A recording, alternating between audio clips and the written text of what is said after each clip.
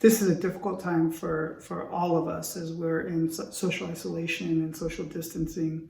But it's particularly difficult for young people, for adolescents and young adults who really need relationships and connections as they are developing their sense of identity and understanding of who they are in this world and who they want to become.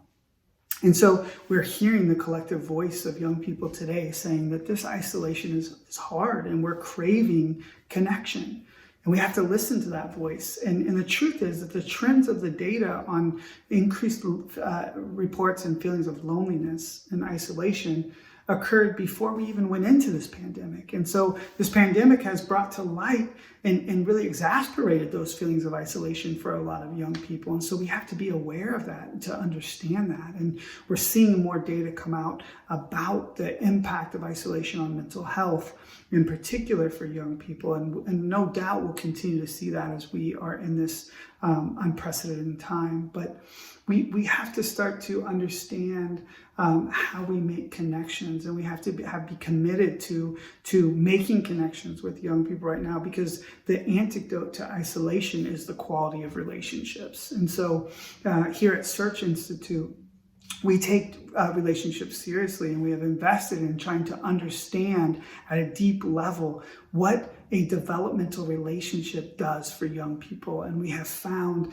that developmental relationships are powerful shapers of positive youth outcomes like social emotional competencies and motivation and feelings of autonomy and agency and a sense of connection to the community. And so this becomes really important. And we know that people talk about relationships as being important, but it can be really hard to be intentional about building relationship. What are the building blocks of a developmental relationship? And so we at Search have found these 5 components as being really critical as the building blocks of a developmental relationship that can be a map for caring adults, for practitioners, trying to build positive relationships with kids. And I think they're particularly important in this era of craving of connections for young people. And so the first one is just simply expressing care.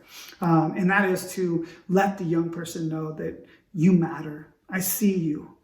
You are a person of value. And I care about you, and I want to understand what you care about, and to find that spark that's within the young person, that taking the time to ask about that. But we can't just stop there right now. We also have to begin to continue to do the second thing, which is challenging growth. And challenging growth is really saying, I believe in your potential, that even though it's a difficult time, let's talk about what you still want to accomplish and move towards those goals. But you can't just set goals with young people. You also have to show that you're going to provide support, that you communicate that I know it's really hard for you right now, but I'm consistently here for you. I'm going to show up every day, and we're in this together. It's a struggle for all of us, but I want you to know you can count on me to walk with you through this difficult time. And then the fourth component of developmental relationships is to share power. And I think one way we can share power right now with young people is to invite them into the conversation about the solution for connection. And we know that they're craving connection and they're expressing that, but inviting them in to help us understand solutions to making connections, whether that's saying, instead of assuming that they don't want to see face to face, if it's possible, coming up with a solution of going to a park and having your mask on and staying social distance, but there's this human connection with them that still honors the social distancing.